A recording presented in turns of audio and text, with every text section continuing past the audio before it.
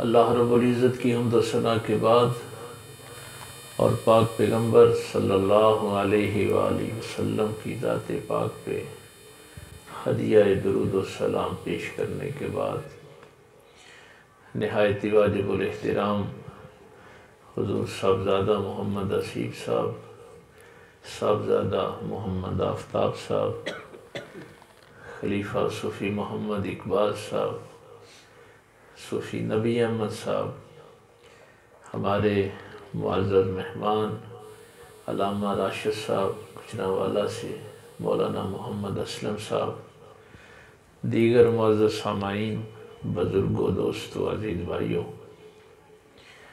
آج آپ کافی مشکل سے ظاہر ہے راستے بند تھے تو تشریف لائے۔ اللہ تعالیٰ نے عمل پہ اجر نہیں رکھا۔ آپ نے ابھی نماز پڑھی ہے تو نماز پہ اجر نہیں ہے، آپ نے سفر کیا ہے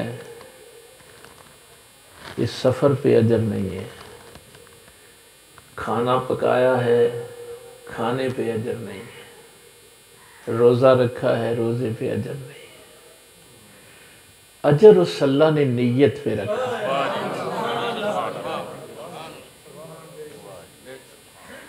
یہ بڑی عجیب بات ہے کہ وہ عمل پہ اجر نہیں دیتا، اجر نیت پہ دیتا ہے، ثواب نیت پہ دیتا ہے۔ یہ تفسیر تو بڑی لمبی ہے لیکن ایک جملہ صرف سن لیں کہ اگر عمل پہ اجر ہوتا تو کسی کو بھی 100 نمبر نہیں ملنا تھا۔ میں نماز جتنی جی چاہے خشوع و خضوع سے پڑھوں، نماز کا کچھ حصہ توجہ اللہ کی طرف ہوگی، کچھ حصہ اور چیزوں کی طرف ہو جائے گا۔ بھئی ایسے ہی ہوتا ہے، نماز میں کبھی توجہ کسی طرف چلی جاتی ہے، کبھی کسی طرف چلی جاتی ہے۔ روزہ رکھ لیا، سارا دن کبھی اللہ کے حکم پہ عمل کیا، کبھی نہ کیا۔ تو اگر وہ عمل پہ اجر رکھتا تو اجر کم ملتا، اس نے نیت پہ اجر رکھ کے کرم کیا ہے۔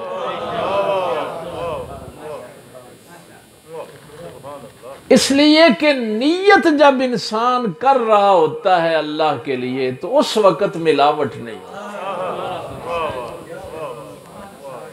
اس لیے وہ تم کو نمبر زیادہ دینا چاہتا تھا، وہ اجر زیادہ دینا چاہتا تھا، ثواب زیادہ دینا چاہتا تھا۔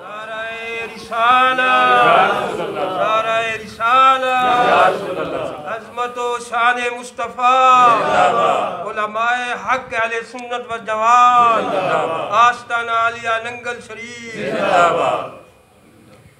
اس لیے آپ یہ جو سفر کر کے آئے ہیں، جب آپ نے وہاں سے نیت کی، راستے میں رکاوٹیں بھی تھیں، تو اس لیے فرمایا انما الاعمال بالنیات۔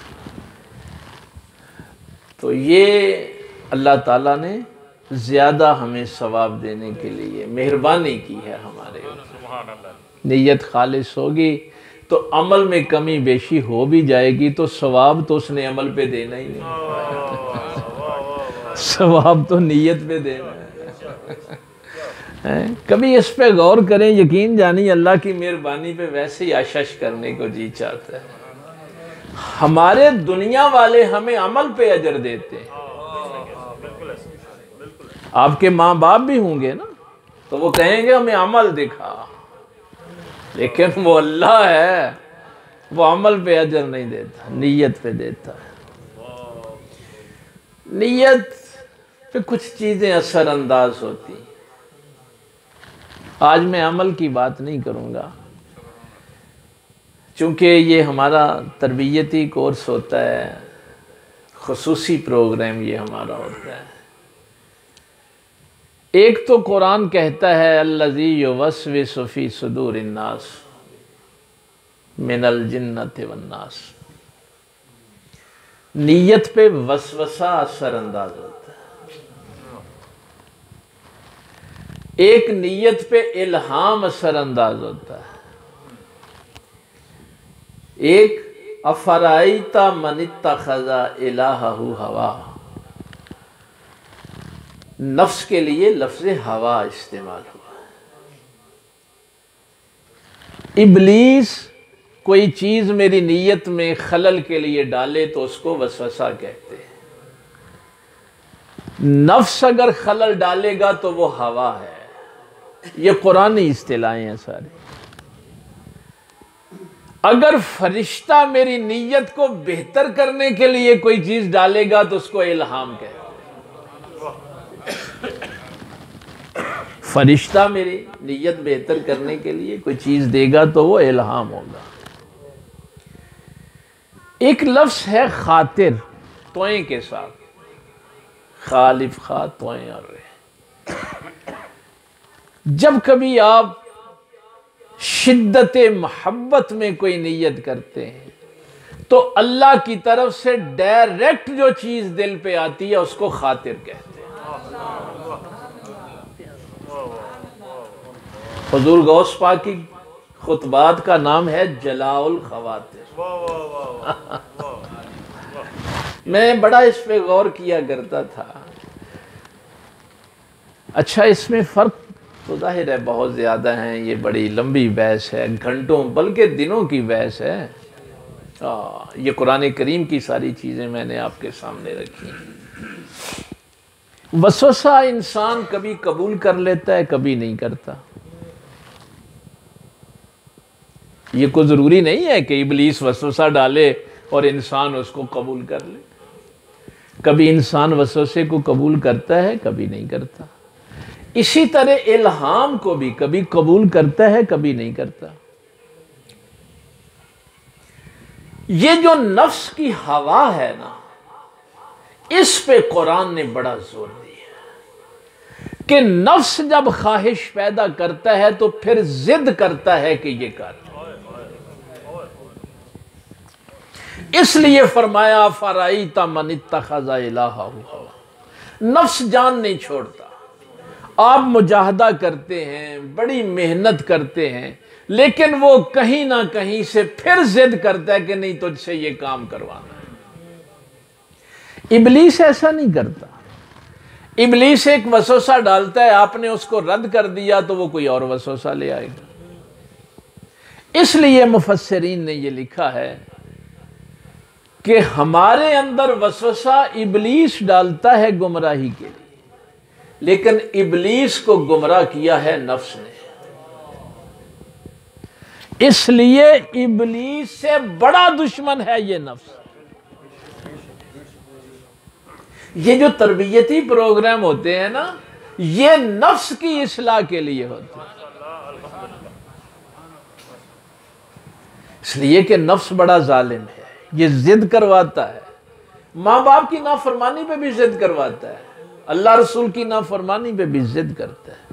یہ میں جملے اپنی طرف سے نہیں کہہ رہا، اللہ نے کہا ہے ابا واستکبرا۔ ابلیس نے انکار کیا اور تکبر کیا، کیوں؟ نفس کی ضد تھی۔ تکبر ضد کی وجہ سے، یہ نفس کی ضد کی وجہ سے کرتا ہے، جھوٹ ضد کی وجہ سے بولتا ہے، ظلم ضد کی وجہ سے کرتا ہے۔ ورنہ تو قرآن کہتا ہے کہ میرے محبوب یعرفونہ کما یعرفون ابناءہم۔ یہ نہیں ہے کہ پہچانتے نہیں، یہ نفس کی ضد جو ہے یہ قرآن کریم بیان کرتا ہے۔ تو یہ اقبال نے کہا تھا تیرے ذہن کا علاج نظر کے سوا کچھ اور نہیں۔ یہ اللہ والوں کی صحبت میں جو بیٹھنا ہوتا ہے یہ نفس کی اصلاح کے لیے ہوتا ہے۔ اچھا، یہ میں ترتیب نہ بھول جاؤں، نفس ضد کرتا ہے، اس لیے اس سے آپ نے باخبر رہنا ہوتا ہے۔ شیطان کو پتہ ہے کہ ایک وسوسے میں نہیں آیا تو دوسرا ڈال لوں گا، کرانی تو اسے نافرمانی ہے نا، اس لیے وہ وسوسے پہ ضد نہیں کرتا۔ وسوسہ بھی کبھی آپ قبول کرتے ہیں، کبھی نہیں کرتے۔ الہام بھی کبھی قبول کرتے ہیں، کبھی نہیں کرتے۔ نفس ضد کر کے تمہیں اپنی بات، اگر ظاہر ہے کمزوری ہوگی، بری صحبت میں بیٹھے ہوں گے تو نفس آپ سے کروا دے گا، لیکن خاطر کی جو کیفیت صوفیہ نے بیان کی ہے کہ جب یہ محبت اللہ کے لیے ہو جاتی، ذہن میں بات ابتدا والی نیت والی رہے، نیت جب خالص کے ساتھ اللہ کے سامنے بیٹھتا ہے، پھر اللہ جو دل میں خاطر کی صورت میں بھیجتا ہے اس کا پھر بندہ انکار نہیں کر سکتا۔ پھر یہ نہیں ہوتا کہ قبول کرے یا نہ کرے، خاطر ہر صورت میں قبول کرنا پڑے۔ یہ ہے وہ کیفیت خاطر کی۔ اس لیے اللہ نے اجر نیت پہ رکھا ہے، عمل پہ نہیں رکھا۔ اجر اس نے دینا ہے نا، وسوسے بڑے ڈال دیتا ہے، وہ بڑی پریشانیاں ہو جاتی ہیں۔ یہ ہم نے درس قرآن کا سلسلہ بھی اسی لیے رکھا ہوا ہے کہ کوئی خبر احد بھی ہوگی تو کیا ہوگا، ہم قرآن سے دیکھیں گے، چھوڑ دیں گے اس کو، روایت قرآن کے مطابق دیکھیں گے۔ مثلاً آپ ایک بڑی چیزیں سنتے رہتے ہیں، اعلیٰ حضرت کے ساتھ فتاوی رضویہ میں ہے، سوال کیا کسی نے کہ بڑے مولوی یہ واقعہ بیان کرتے ہیں کہ حضرت جنید بغدادی رضی اللہ تعالیٰ عنہ مصلی پہ بیٹھے دریائے فرات میں جا رہے تھے تو پیچھے سے کسی نے آواز دی کہ وہ مجھے بھی بھائی دریا پار کروا دو۔ مشہور واقعہ آپ نے سنا ہے، بڑی کتابوں میں لکھا ہوا ہے۔ تو جناب جنید بغدادی نے اس کو اپنے پیچھے مصلی پہ بٹھا لیا، تو آپ اللہ اللہ کر رہے تھے اور پیچھے اس شخص نے بھی اللہ اللہ شروع کیا تو مصلی ڈوبنا شروع ہو گیا۔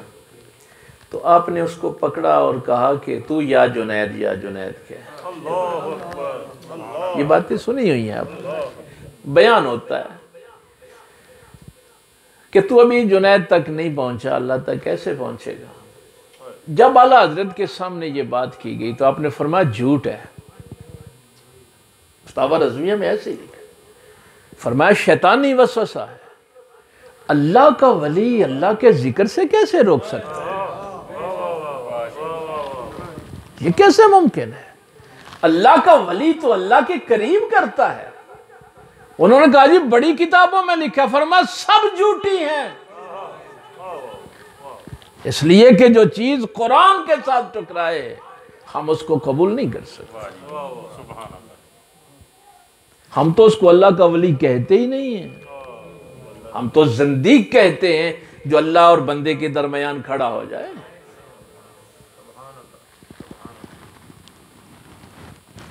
اس لیے قرآن کے ساتھ وابستگی بہت ضروری ہے، ورنہ آپ فتنوں میں پھنس جائیں۔ ہم جب ظاہر ہے اساتذہ کے سامنے زانو تلمس طے کرتے بیٹھتے، آج کل بھی یہ فتنے بڑے ہیں کہ کوئی اپنے پیر کے بال کو تبرک کے لیے استعمال کرتا ہے، کوئی مسواک کو کرتا ہے، اور پھر دلیل پتہ ہے کیا دیتے ہیں؟ صحابہ کرام بھی تو حضور کے وضو کا پانی اٹھا لیتے تھے، حضور کے بال کو محبت کے ساتھ تبرک حاصل کرتے تھے۔ لیکن ہمارے صوفیاء نے اس بات سے منع کیا، فرمایا یہ پروٹوکول صرف نبی پاک کا،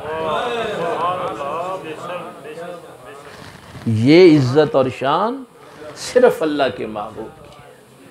اگر کسی اور کے لیے جائز ہوتی تو پھر ابو بکر کے بال کو بھی تبرک کے لیے استعمال کیا جاتا، ابو بکر کے وضو کے پانی کو بھی تبرک کے لیے استعمال کیا۔ لیکن کوئی ایک بات آپ کو نہیں ملے گی کہ کبھی ابو بکر نے اپنا بال کسی کو تبرک کے لیے دیا ہو، عمر فاروق نے دیا ہو، مولا کائنات نے دیا ہو۔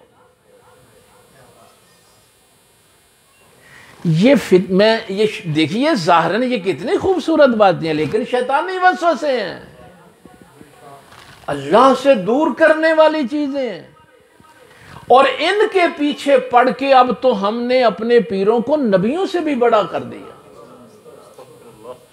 یقین جانیے یہاں تک یہ صورتحال ہو گئی ہے کہ اب ہم اپنے پیروں کو نبی سے زیادہ پروٹوکول دیتے ہیں۔ مثلا میں ایک جگہ گیا، وہاں یہ بات ہو رہی تھی، چونکہ میں اگلے دن بھی امجد صاحب کو پتہ ہے بہت بڑا آستانہ ہے ہمارے علاقے کا، عرس شریف تھا یہ ہفتے والے دن، سوری جمعرات کو۔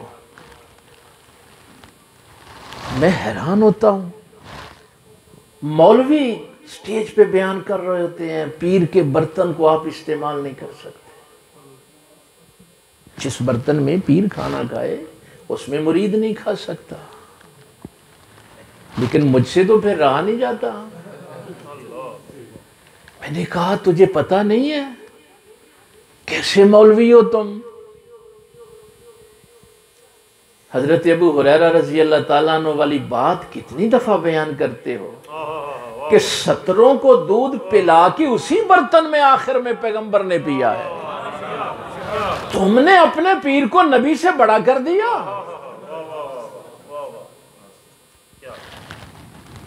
یہ کیا کون سا دین ہے جو لوگوں کو بتا رہے ہیں؟ آخری حج کے موقع پہ حضور کے چچا جان فرماتے ہیں حضرت عباس رضی اللہ تعالیٰ عنہ کہ جب آب زمزم پہ سرکار تشریف لائے تو میں گھر سے ایک شیشے کا گلاس سراہی لے آیا کہ باقی پیالوں میں عام حاجی پانی پی رہے ہیں تو سرکار اس میں پئیں، تو نبی پاک صلی اللہ علیہ وسلم نے مجھے منع فرمایا میں اسی پیالے میں پانی پیوں گا جس میں عام حاجی پانی پی رہے ہیں۔ پتہ نہیں کیا ہو، یہ شیطانی وسوسوں کی آپ کو یہ وسوسے ہیں، یہ دین نہیں ہے۔ اور پھر میں نے وہاں ان کو، پیر صاحب بھی میرے ساتھ ہی بیٹھے تھے، ان کے خلفاء بھی، علماء بھی، ان سے میں نے کہا یہ تو آج کا دور آ گیا نا کہ تم نے یہ باتیں بتانی شروع کر دی، صحابہ کرام تو ایسا نہیں کرتے تھے، اور ہمارے بزرگوں نے جو ہماری تربیت کی ہے۔ میں نے وہاں ایک سوال کیا ان سے، میں نے کہا مجھے یہ بتاؤ کہ ادب پیر نے کرنا ہوتا ہے مرید نے؟ اب ظاہر ہے سکھایا تو یہی گیا ہے کہ مرید نے کرنا ہے۔ میں نے کہا ہمارے بزرگوں نے یہ نہیں سکھایا، تربیت کا جو انداز تھا وہ کیا تھا؟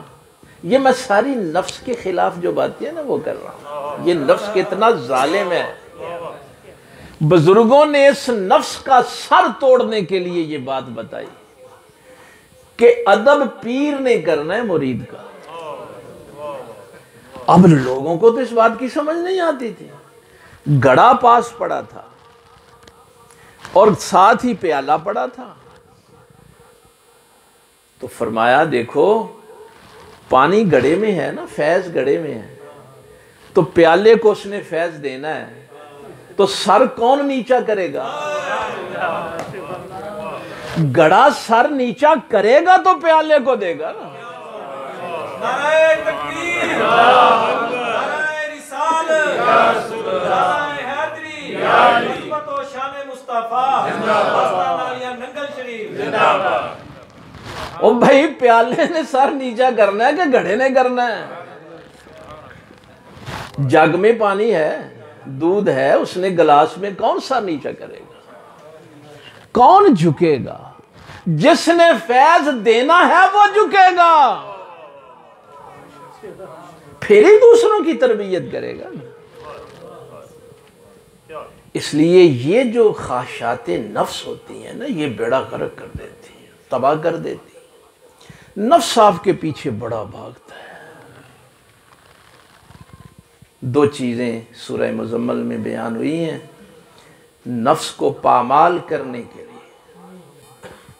نفس کو پامال کرنے کے لیے، ایک نیند اور ایک بھوک، یہ دو چیزیں ہیں جو نفس کو پامال کر دیتی ہیں۔ تو کیفیت آپ نے اس مقام پہ اپنے آپ کو لے کے آنا ہے۔ آگے تشریف لے آئیں۔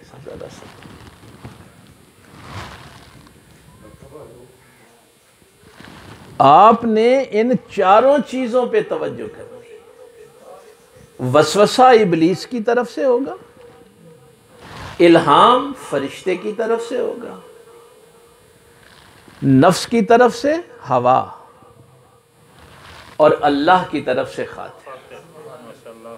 یہ چاروں ٹرمیں جو ہیں یہ یاد رکھنی، اور یہ جو نفس آپ کو اس طرف لے کے جاتا ہے، دیکھیے یہاں تو بڑی بڑی باتیں بیان کی جاتی ہیں۔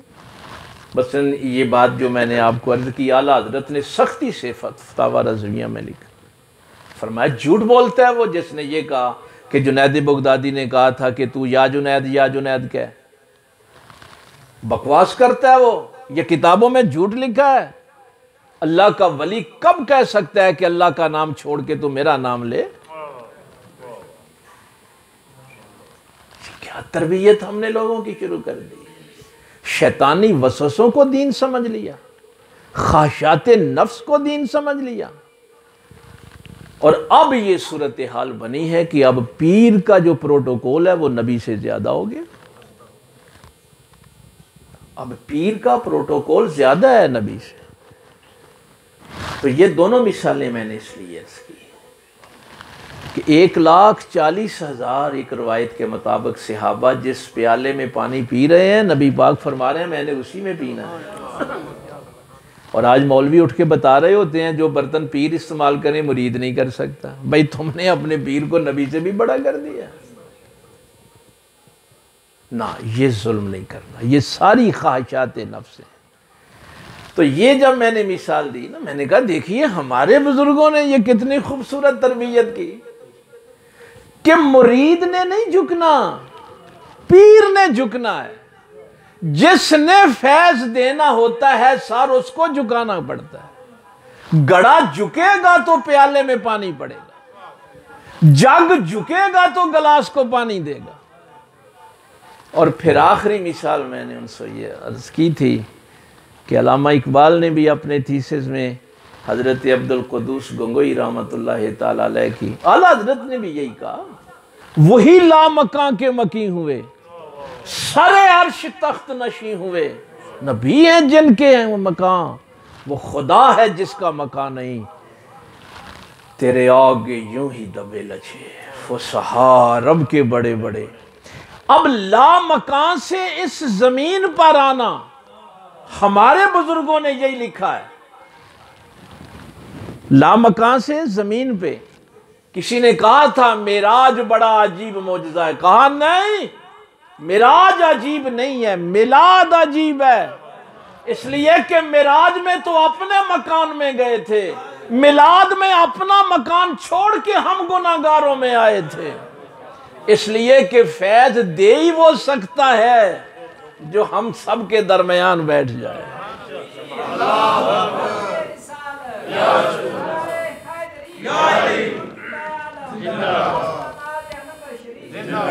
اب دیکھا کہ یہ نیت اللہ نے عمل پہ اجر نہیں رکھا، نماز پڑھنے کا اجر نہیں ہے، روزہ رکھنے کا اجر نہیں ہے، حج کرنے کا اجر نہیں ہے، کھانا پکانے کا اجر نہیں ہے، کھلانے کا اجر نہیں ہے، اجر اس نے نیت پہ رکھا ہے۔ نیت جتنی خالص ہوگی اتنا ہی وہ اجر عطا فرمائے گا۔ چھوٹا کام ہو بڑا کام ہو اس کی رضا کے لیے کرنا ہے۔ اللہ تعالیٰ عمل کی توفیق دے۔ وآخر دعوانا الحمدللہ۔